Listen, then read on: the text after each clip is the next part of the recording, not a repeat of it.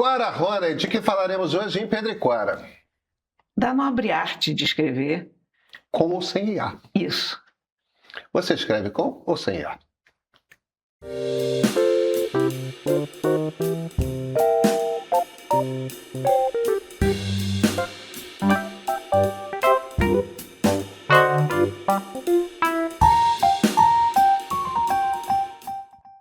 Cora, você vem cá. Você escreve com IA? Mas é lógico. Você escreve com IA? Escrevo. E não só escrever. Eu vivo com IA. Se eu tenho que saber como administrar um remédio para o gato, eu pergunto para a IA. Se eu tenho que saber o que aconteceu com a geladeira, eu pergunto para a IA. Se eu acho que vai estar frio lá fora, não está, se bota um casaco, não, eu pergunto para a IA. Pois é, isso é uma coisa sobre a qual eu tenho pensado muito, né? Sobre escrever com IA. E a partir desse escrever com IA... Mas olha, tem uma diferença grande, hein? Entre escrever com IA e escrever por IA. Tem essa diferença que é importante. Eu acho que o nosso programa é sobre isso. Pronto. Eu passei esses tempos por 2 artigos científicos diferentes. Um da UPenn, da Universidade da Pensilvânia, e um do MIT. São 2 estudos diferentes que tratam essencialmente dessa diferença. O artigo do MIT, eles fizeram um estudo com um grupo de estudantes, dividiram em 3 grupos. Deram um determinado tema lá para os estudantes. Olha, vocês vão todos escrever um artigo, um ensaio, um essay, sobre o tema X. Esse grupo vai usar inteligência artificial. Esse grupo vai poder usar busca, Google, essas coisas. E esse grupo não vai poder usar nada. É só o que você sabe da sua cabeça. Pode usar livro, mas é old school. E aí vocês entregam os trabalhos. Vocês podem usar 100% da ferramenta. Quer dizer, você está usando a IA pode escrever o texto, não tem problema. Os grupos entregaram. Aí deixaram passar um tempo. Agora vocês vão escrever de novo sobre aquele tema. Só que a gente vai inverter. Aí eles embaralharam. O resultado é o seguinte. Os melhores trabalhos são os trabalhos escritos com e por IA do grupo que primeiro escreveu por conta própria, sem nenhuma ferramenta. Porque eles tiveram que pensar. Porque eles tiveram que pensar sobre a coisa antes. E aí, quando eles foram usar a inteligência artificial para escrever sobre aquele assunto sobre o qual eles já tinham refletido muito, Claro. Eles entregaram de longe os melhores trabalhos. Então, agora, é curioso que muita gente está falando desse paper dizendo que o pior texto foi escrito por IA. E, de fato, o pior texto foi escrito pelo primeiro grupo que usou só IA. Então, os melhores e os piores textos foram escritos por IA. E, no entanto, boa parte da imprensa fala, olha, se você só escreve com IA, olha a conclusão como é que é, né? É enviesada a coisa. Se você escreve com IA, o texto é um lixo. Quando não é exatamente isso que o estudo diz. Se você não traz nenhum trabalho de reflexão, o que a IA gera é um lixo. Ou é só, não lixo, Não mas é um lixo, medíocre, não. né? É medíocre. O problema da IA, aliás, não é o problema da IA, é o problema das pessoas. É que a maior parte das pessoas que está se manifestando hoje em redes sociais não sabe escrever. Até muitos jornalistas têm um texto que você diz assim, ai caramba, que isso? E texto acadêmico, então, nem falar, né? Mas quando você bota IA nisso, o medíocre é melhor do que o medíocre humano. É isso. O medíocre da IA é consideravelmente melhor, mais informado e mais racional do que o medíocre do ser humano. Ela é um avanço, embora ela sozinha não seja um avanço considerável em relação às pessoas escrevendo. Quer dizer, nós somos melhores no topo de linha. Ela é melhor na média. O segundo estudo da Universidade da Pensilvânia, eles desenvolveram uma técnica que eles chamam de direção criativa, que no fim das contas é a mesma coisa.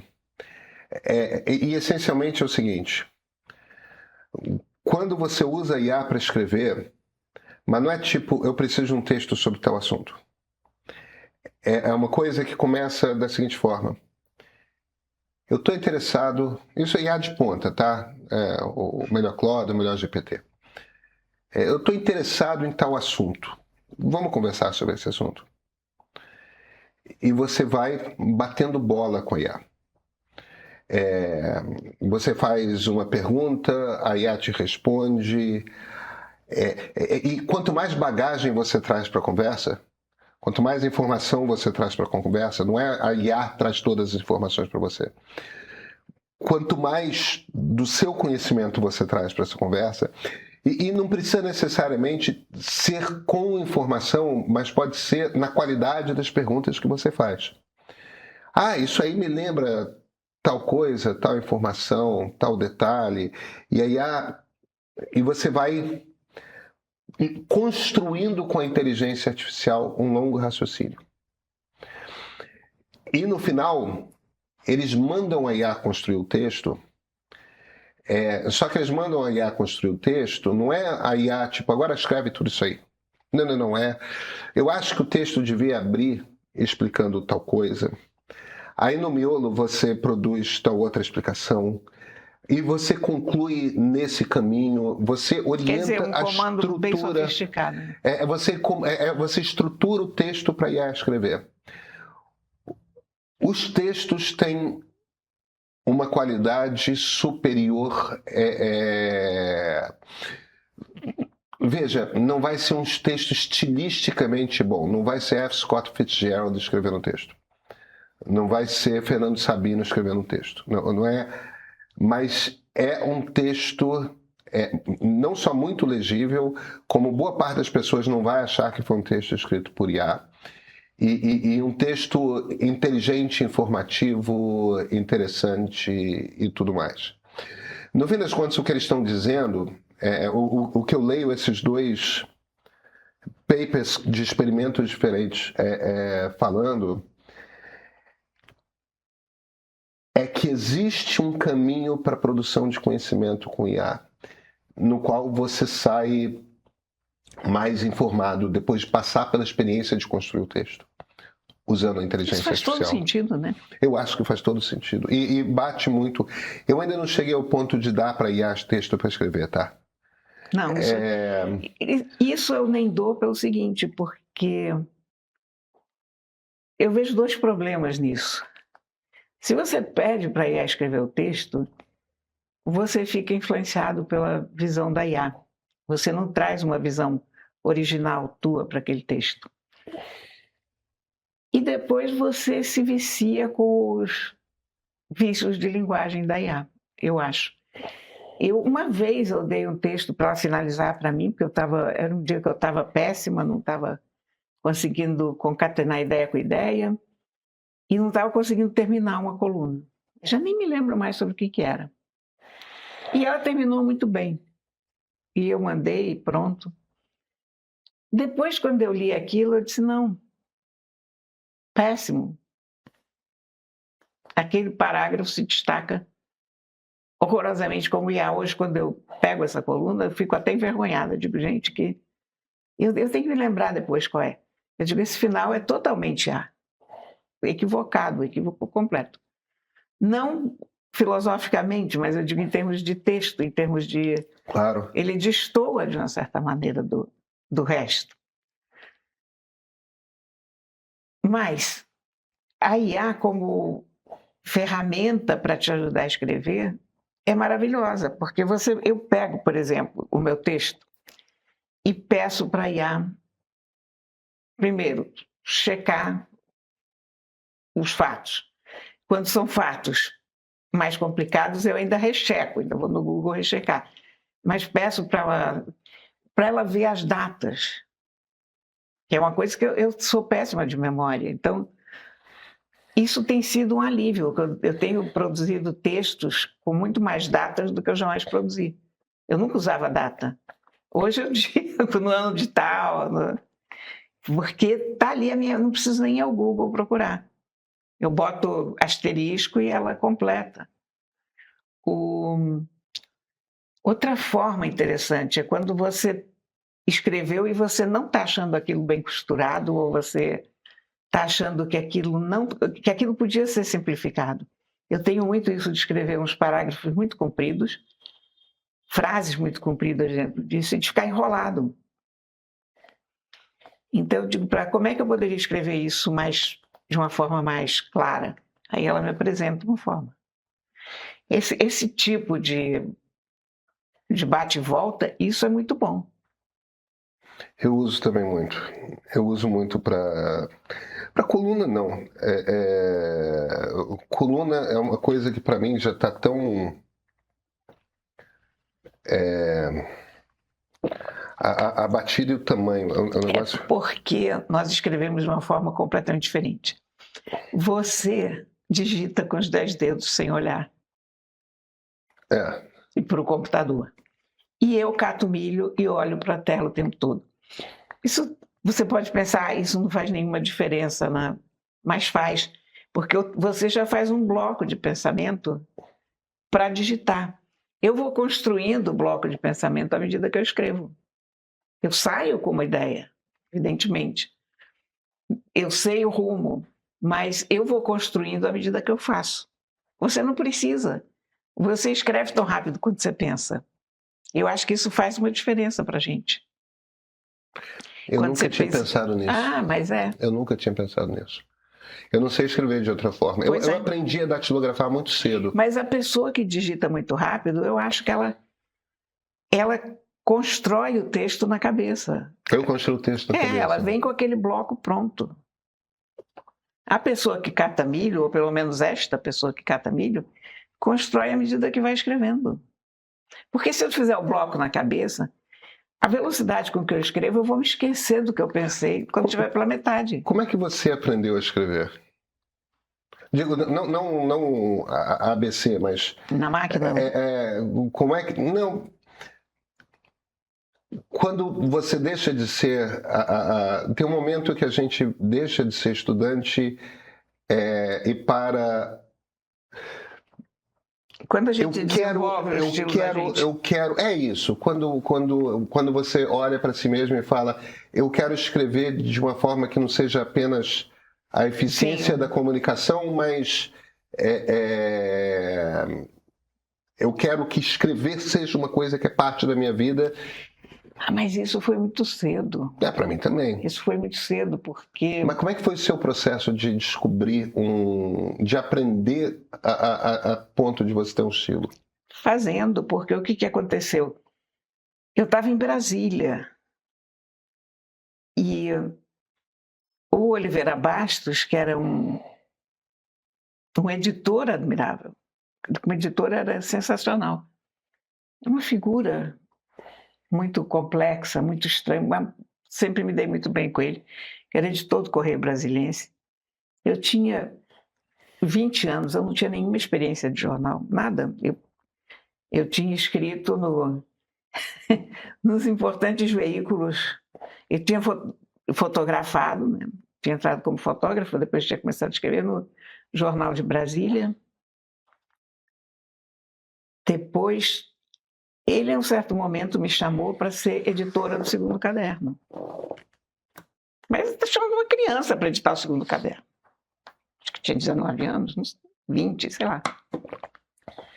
Então, eu tinha à minha disposição 6 páginas para fazer.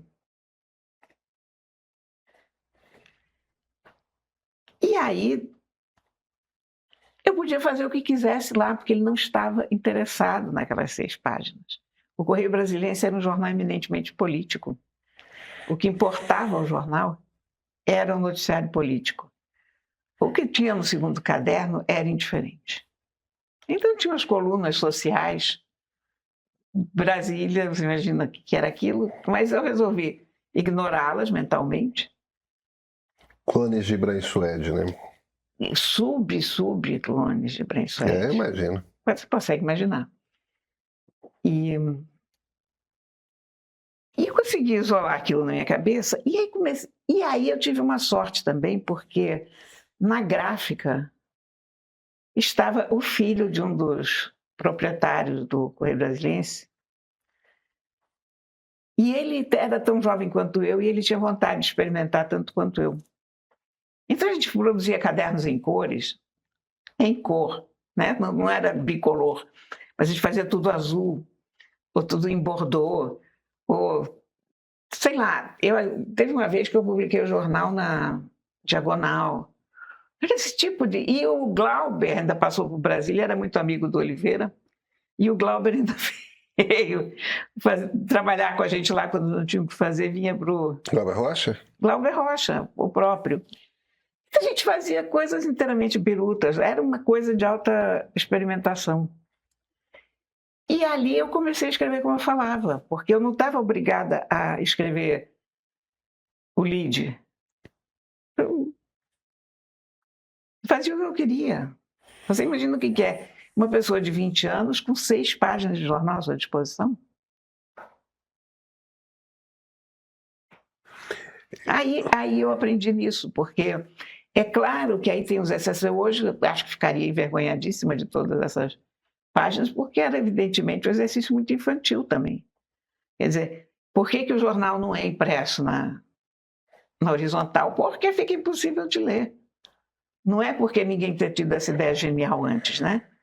Então, há muito dessa experimentação ingênua, infantil nessa história, mas com isso você aprende. E a coisa de você escrever e de você ter que ocupar tanto espaço, e é claro que tinha pessoas trabalhando comigo, mas assim, o grosso da coisa era escrito por mim.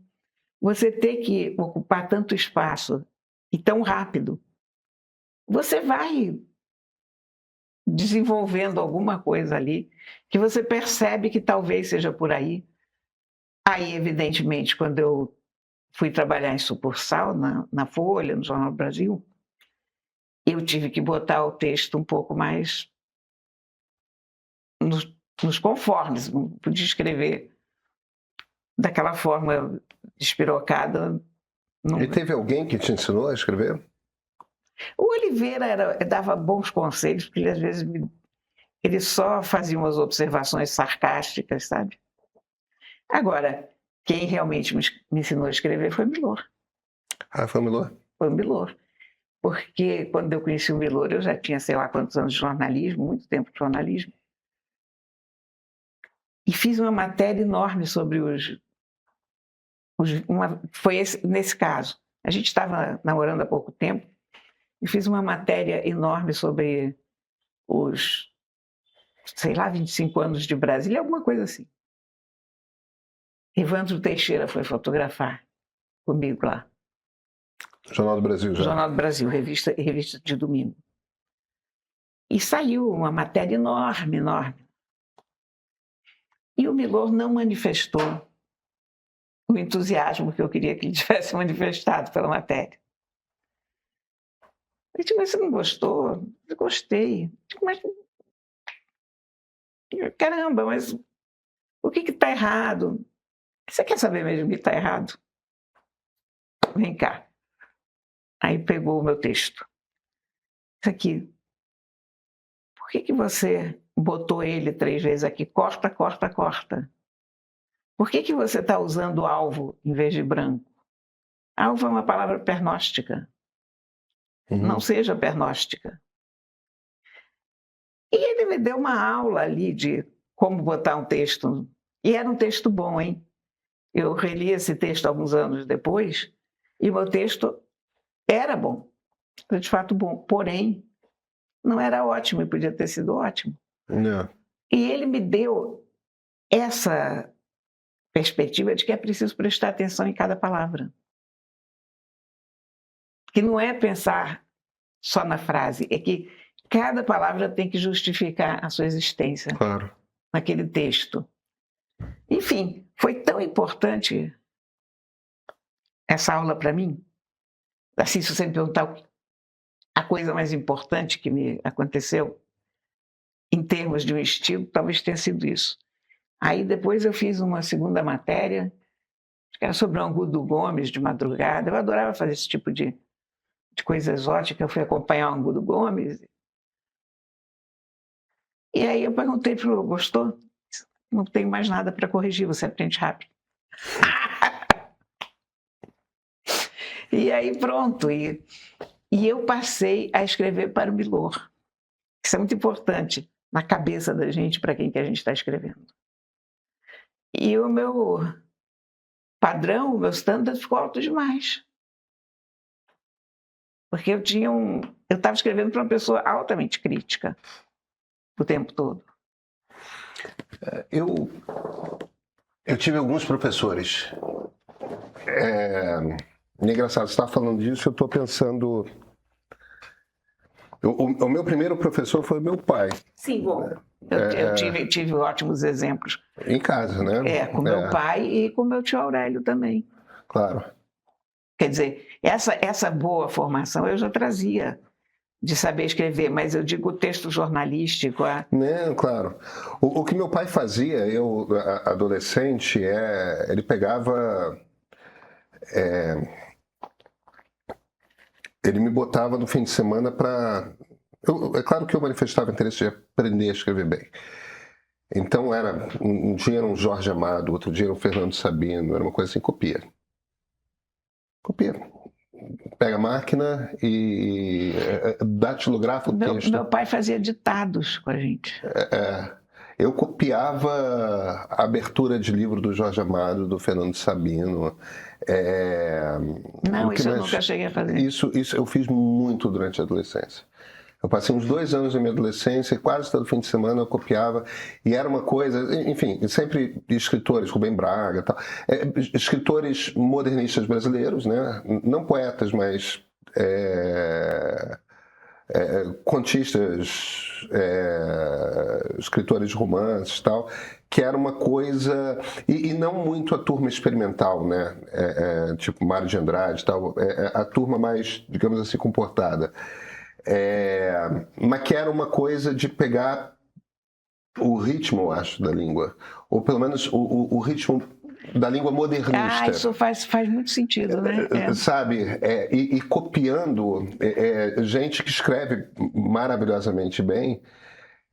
Eu sinto que eu introjetei uma coisa muito particular, que é o ritmo do português modernista. De segunda geração, né? Que é aquela turma ali dos anos 50. Isso, você sabe, é um pouco como traduzir, porque não tem maneira de você entender melhor um texto do que traduzindo. Pode ser. Isso eu cheguei a fazer com alguns poemas na minha vida, não porque eu quisesse traduzir os poemas, é porque eu queria entender. Não, faz todo sentido. Eu não sou uma boa tradutora de poesia, mas eu às vezes não estava entendendo aquilo. Claro, claro. E a minha ideia era traduzir para entender, porque a partir do momento que você põe na tua língua, você entende. Mesmo que você fale aquela outra língua muito bem. Então, isso claro. Sim. Agora, a IA, para mim, ela cumpre um papel praticamente do cafezinho na redação. Eu trabalhei muito, uma boa parte da minha vida em redação. E toda vez que você está enrolado com o texto... Eu concordo inteiramente com você.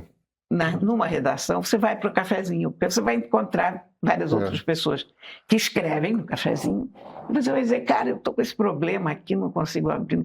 A gente fala muito sobre o trabalho, não parece, mas a gente fala. E para mim, quando eu comecei a trabalhar em casa, isso foi a coisa que mais me fez falta. Essa coisa do escrever branco não alvo, eu aprendi com meu pai. Não usa a palavra que todo mundo usa, não seja pernóstica, não inverta a ordem da frase. Isso, não faz um período complicado, não tipo, ordem direta e tal. Isso eu aprendi com meu pai. Agora, eu cheguei na redação achando que escrevia muito bem, porque meus professores de português achavam que eu escrevia muito bem. A gente chega, né? A gente chega naquele lugar que todo mundo é profissional de texto. Exatamente, achando que vai ensinar alguma coisa. Achando que vamos... Eu tive em redação 4 professores importantes. A primeira foi a Carla Rodrigues. A Carla me ensinou no dia, eu não sei se ela sabe disso, mas ela me ensinou no dia a escrever texto jornalístico. Ah, sensacional. Lead, sublead, estrutura. E como a gente editava, ela editava, eu era o júnior do júnior, que era o assistente dela, é uma coluna de notinhas, essa coisa da concisão e da quantidade Isso de informação sempre me que você faltou. bota. E ela generosamente, quando eu estava no plantão e escrevia matéria, ela generosamente durante a semana, tipo, chegava na segunda-feira, sua matéria tá ruim por causa disso, por causa daquilo. Tipo, ela era meio inclemente, tá? O Oliveira fazia isso muito comigo. Ele pegava o segundo caderno e anotava muitas coisas e ele pegava fundo. Ele não media as palavras e eu aprendi mais pelo contrário, por saber o que estava ruim, do que por saber o que estava bom, porque ele era seco em elogios. Mas eu acho que também o que me ensinou muito foi ler, Aí sabe?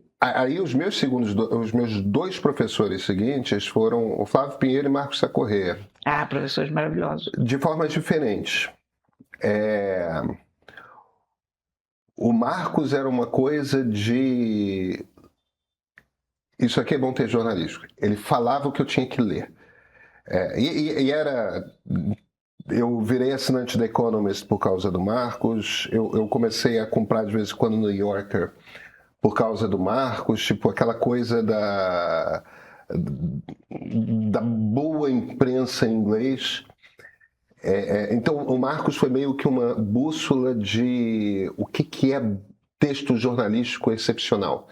No lado da Economist, aquela análise inglesa, que é uma coisa que eu faço até hoje, né, análise. E o Flávio, algumas vezes, pegou texto, reportagem minha, eu já começando a querer escrever texto mais literário, o Flávio algumas vezes me botou do lado. O Marcos fez isso uma vez comigo, mas o Flávio fez mais vezes. Que era me botar do lado e reescrever o primeiro parágrafo inteiro do meu texto, ou o segundo parágrafo inteiro do meu texto na minha frente. Tipo, ele simplesmente senta aí e vê como que eu vou reescrever. Isso é a melhor coisa, né? Você vê como é que aquele texto pode ser reescrito, né? Isso, infelizmente, eu não tive muito em jornal, porque eu comecei em Brasília, que era basicamente um deserto. Ainda mais Brasília início dos anos 70, né? Eu comecei como fotógrafo, já contei 1000 vezes, aí passei para o texto e tal. E aí, estou te dizendo, com menos de 20 anos, fui editar 6 páginas. Claro. Por outro lado, essa coisa de faroeste, né, Você aprende na marra. Você tem uma vivência que ninguém mais tem, porque normalmente quando a gente chega no jornal, você pega uma estrutura pronta e você tem que se adaptar àquela estrutura. No caso, havia um segundo caderno que Oliveira não estava nem aí para aquilo, porque não era aquilo que era a razão de ser do jornal, e ele achou que eu teria criatividade ou competência ou qualquer coisa assim para fazer. E eu tive que aprender na marra. E foi uma aventura divertidíssima, deve ter sido espetacular. que eu não trocaria por nada, porque, apesar disso, o Correio Brasiliense era muito lido. Era o jornal de Brasília. Claro. Quer dizer, tudo quanto é político lia e todos os jornalistas de Brasília liam. Então tinha uma repercussão de qualquer maneira. Claro. E foi uma aventura. Mas é claro que você, ao longo da vida, quer dizer, eu aprendi a escrever, aprendi com meu pai ao longo de uma vida inteira. Quando eu era criança, já tinha ditado, meu pai corrigia os textos. Quer dizer, isso tem sempre... Você tem uma base da qual você sai. O estilo, como você tinha me perguntado quando foi que eu descobri o meu estilo, foi nessa marra. Porque quando eu escrevia com meu pai redações e trabalhos e tal, ali você tinha aprender a escrever direito, a organizar as ideias, a encontrar o melhor jeito de se expressar. Mas a tua voz, ela vem um pouco mais tarde sempre. Ninguém tem... Tirando o claro. Rambo, né? Tem muito pouca gente que aos 18 anos... Assim, bem, a minha última professora foi uma professora de entrevista, que foi a Laura Greenhalgh. Ela é ótima. No Estadão. Eu já era um jornalista razoavelmente maduro. Mas para mim, entrevista era aquela coisa que você tira foto, tira a fita.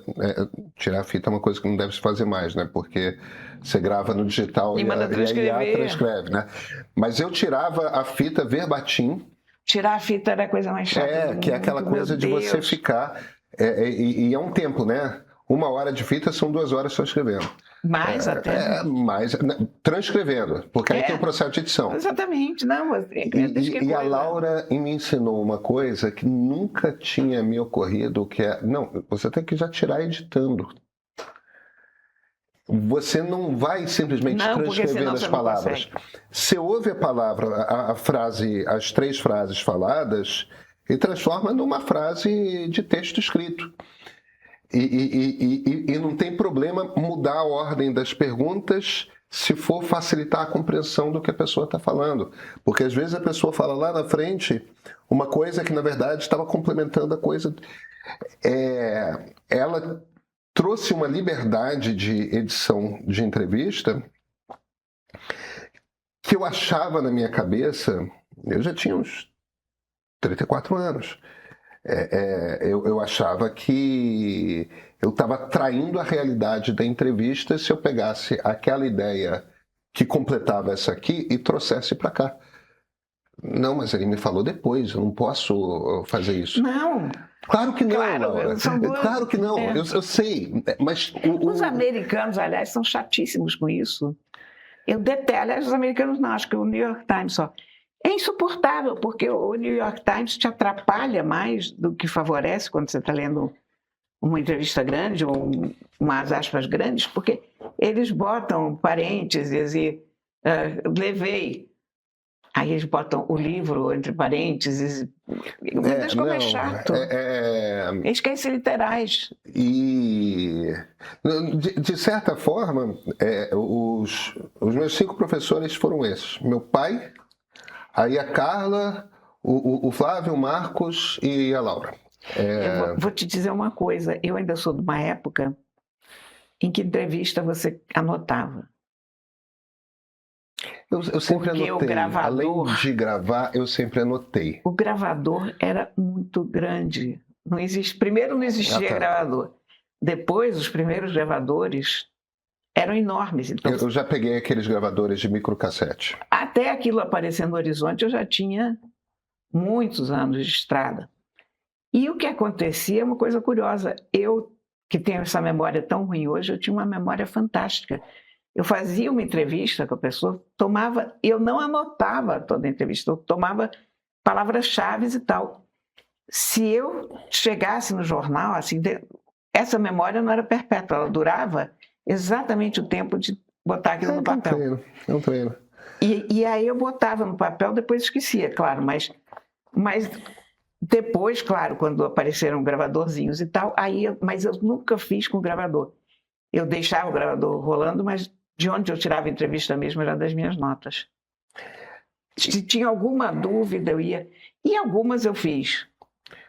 E aí, voltando para a coisa da IA, o problema é um pouco esse. É uma vida que você passa pensando sobre texto. É claro que eu estou citando essas 5 pessoas, porque essas 5 pessoas, de fato, deixaram... aquela coisa de você... Eu aprendi coisas grandes com elas. Porque são todas coisas Sim. que eu sei que eu aplico todo dia. E, de certa forma, todo dia, quando eu sento para escrever, tá a Carla falando alguma coisa, tá o Marcos falando alguma coisa, tá o Flávio falando alguma coisa, tá meu pai falando alguma coisa, tá a Laura falando alguma coisa. Todo dia que eu sento para escrever, e eu escrevo todo dia, tem ecos daquilo que eu aprendi. Agora, é evidente que eu aprendi muitas outras coisas com outras pessoas em, sei lá, 33 anos de redação. Mas, sabe, Cora, Aí chega a coisa do texto com IA. Eu acho que o texto... Eu gosto muito da IA para me ajudar a pensar. E é isso, exatamente. Mas eu só processo aquela informação de fato quando eu escrevo. Se eu não escrevo, eu não processei a informação. Lógico. Eu não aprendi a coisa, eu não desenvolvi o raciocínio. E assim eu sinto que eu não entreguei para o leitor aquilo que é o meu trabalho entregar para o leitor. Foi esse dia que eu fiquei humilhada e profundamente irritada com a minha própria coluna, mas eu estava num ponto que eu não conseguia terminar. E na hora me pareceu bom e depois eu pensei, não, isso dá uma porcaria horrorosa, não se pode fazer isso. Agora eu vou te falar uma coisa, que aí é uma coisa diferente. Eu peço para a IA me escrever muita coisa. Eu leio muita coisa que a IA escreve para mim, que é uma coisa que eu preciso aprender, uma informação que eu preciso ter, eu quero entender como é que um raciocínio se completa e com muita frequência eu vou pedindo para a IA fazendo pesquisas, ela faz uma pesquisa aqui, faz uma pesquisa ali, como é que essas ideias se juntam, tal pensador se ele pensou sobre tal coisa, tal... E depois de a gente ter tido uma conversa de 1h30, 2 horas, eu me viro para ela, tá, foi ótima conversa. É o café. Produz para mim, mas aí depois de umas 2 horas de conversa, olha, isso acontece quase todo dia. Depois de umas 2 horas de conversa, pega esses dados, pega essa pesquisa, pega isso, ou então lembra aquele artigo que está aqui no meu HD, junta com ele. Eu tive uma conversa, eu acho que a gente desenvolveu uma série de raciocínios, eu e ela. Mas eu não sei se as ideias estão todas claras na minha cabeça. Aí eu me viro para ela e falo, olha, aquela ideia, pega aquela ideia, aí encaixa nessa segunda, encaixa nessa terceira, me escreve um texto. E eu leio o texto. E é aquele texto final. Quer dizer, eu peço para ela escrever... E no fim das contas eu estou pedindo para ela escrever uma coisa para mim. Só eu que vou ler aquele negócio. Talvez eu até escreva sobre aquilo. Sim. E às vezes não. Às vezes eu simplesmente fiquei com a informação e aquilo que não estava claro para mim. Mas é engraçado como é que cada um usa isso diferente, né? Ah, claro. Eu peço muito ajuda estilística, no sentido de cortar os excessos, porque eu tenho um pouco isso. Até hoje, apesar do conselho do Milor, eu tendo a escrever muito mais do que eu preciso. E, como dizia o Drummond, escrever é arte de cortar, né? Editar é arte de cortar. Ele achava que escrever é arte de cortar? Escrever é arte de cortar. Interessante. E eu escrevo no tamanho. Eu escrevo mais ou menos no tamanho também. Mas menos do que você, porque lembre-se, você parte de um bloco e eu parto de uma coisa que vai se desenvolvendo. Interessante. E como que impacta a sua maneira de escrever? Você escrever a partir de ideias soltas que você vai costurando É a única maneira que eu sei escrever. Eu não sei escrever de outra maneira. Mas não são ideias soltas. Por exemplo, eu faço uma coluna sobre, sei lá, o problema da insegurança no Rio de Janeiro. Eu escrevi essa coluna, mas eu já sei o que eu vou fazer. Quer dizer, eu mais ou menos sei de onde vou partir, qual é que vai ser a abertura, e sei qual é o tema que eu quero desenvolver, qual é o caminho que eu vou pegar. E aí eu vou criando o caminho. Mas eu não tenho a imagem do texto pronta na minha cabeça. Tanto que uma coisa que no outro dia eu estava empacada com uma outra coluna ainda, e a Laura me disse, mas eu tinha jantado com a Laura e tinha contado a coluna para minha mãe, e aí estava lá toda enrolada com a coluna, e no dia seguinte reclamei que tinha demorado muito. Aí ela disse, mas você tinha contado a coluna toda para a gente. Eu digo, sim, mas eu não conseguia a abertura, não conseguia abrir aquela droga. Aí ela disse, mas você não podia escrever o resto e deixar para fazer a abertura depois? Claro que não. Eu disse, não, Não, isso não existe. não, porque todo o resto vai depender da abertura. Claro. Eu também não consigo. Mas eu, quando sento para escrever, eu... dizer que eu... questão, quer ver? Você senta para botar por escrito o que você já pensou. E eu sento para pensar o que vai ficar escrito. Você pensa enquanto escreve? É isso. Não, eu escrevo depois de pensar. É isso, pois é, uma diferença fundamental de quem bate com os 10 dedos e quem cata milho.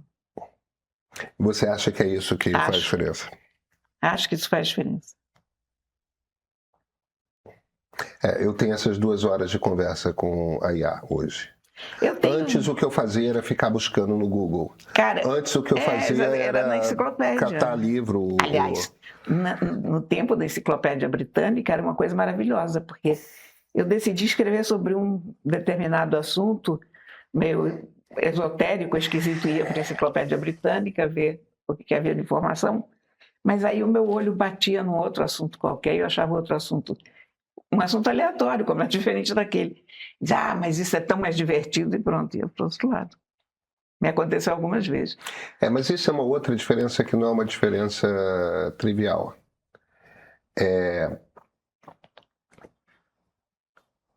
A minha coluna é uma coluna analítica, a sua é uma crônica. Isso faz toda a diferença também. Você é mais solta e se descreve como mais caótica, mas você... Eu, bem ou mal, escrevo, não vou dizer que seja com uma fórmula exatamente, mas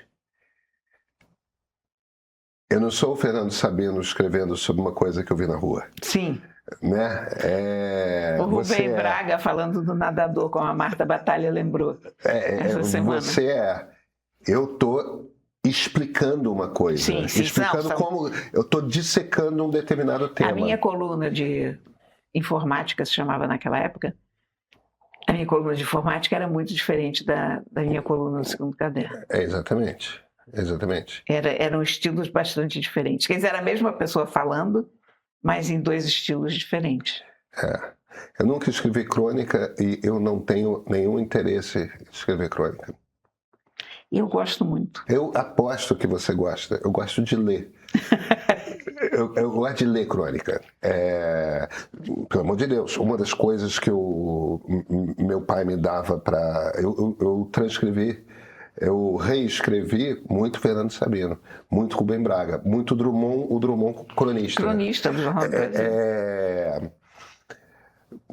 Mas eu gosto de crônica, eu me delicio. Você, Joaquim, que é um estilo muito carioca, né? O Joaquim é único, é uma coisa...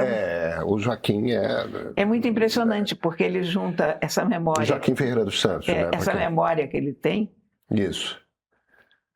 A forma como ele escreve, eu acho sensacional. E crônica é uma coisa muito carioca, né? Você não tem em jornal paulista crônica. Eu acho que não é bem assim, não. Eu, às vezes, leio muita coisa. Mas a gente criou esse mito. Não, é que não tem...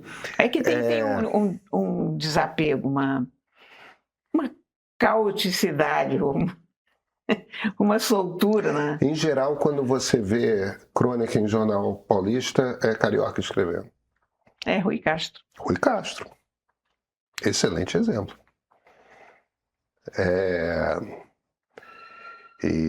Não, mas tem. O negócio é que, de fato, durante muito tempo, os grandes cronistas estavam todos no Rio.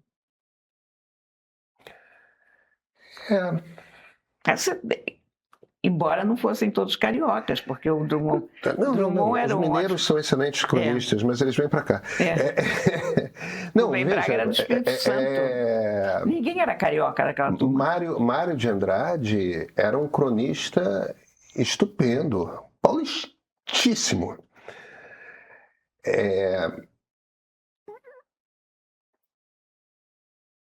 Mas o Estado e a Folha não tem esse espaço da crônica. É que o espírito da cidade contaminou essas pessoas todas, porque, na verdade, Se você pensar bem, ninguém era carioca. Não, mas aqui era capital, né? Era capital. Era capital e era uma capital, e nisso até hoje continua sendo, uma cidade única em termos de estilo de vida, porque tem uma falta de solenidade, um jeito de ser que é a coisa da praia, talvez, porque é o único lugar do mundo em que você tem uma vida, de fato, anfíbia.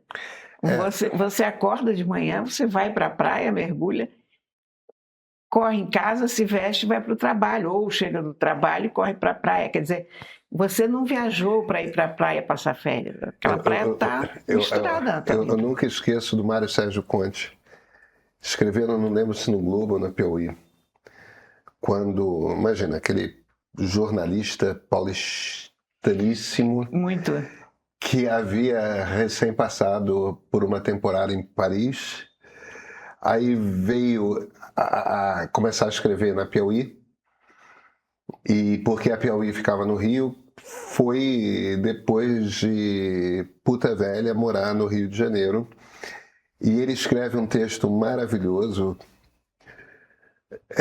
dizendo o quanto que ele ficava impressionado com como o carioca andava pelado na rua. É isso, pois é. que não é evidentemente pelado, mas é tipo homem sem camisa. Mas isso nos praia. dá uma informalidade que ninguém tem. No outro dia pensei nisso porque eu entrei no supermercado, e não era nem aquele Zona Sul ali da beira da praia, porque aquele se entende, mas era um outro Zona Sul qualquer, e tinha uns gringos de calção, porque a gente sai, isso também é a cultura carioca, né? Você não sai. A gente sabe onde que você pode andar sem camisa, até né? Onde? Tem um número de quadras. Exatamente. E ninguém estava com canga, as pessoas estavam de biquíni e calção, e eu fiquei francamente chocada.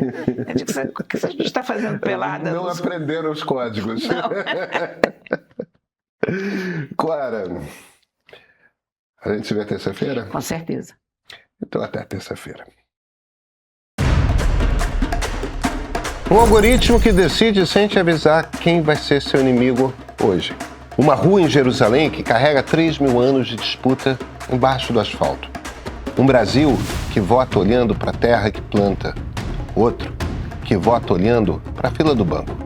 No Ponto de Partida Sério, eu investigo assuntos essenciais para compreender e lidar com os desafios do mundo contemporâneo, num formato que o programa semanal no YouTube não permite. Tudo começa em a sociedade que o algoritmo criou. Um olhar para o mundo e o indivíduo numa busca da razão pela qual sentimos que as pessoas ao nosso redor estão cada vez mais polarizadas e vivendo em bolhas. Depois desse capítulo, tivemos o lançamento de 3 episódios sobre Israel e Palestina.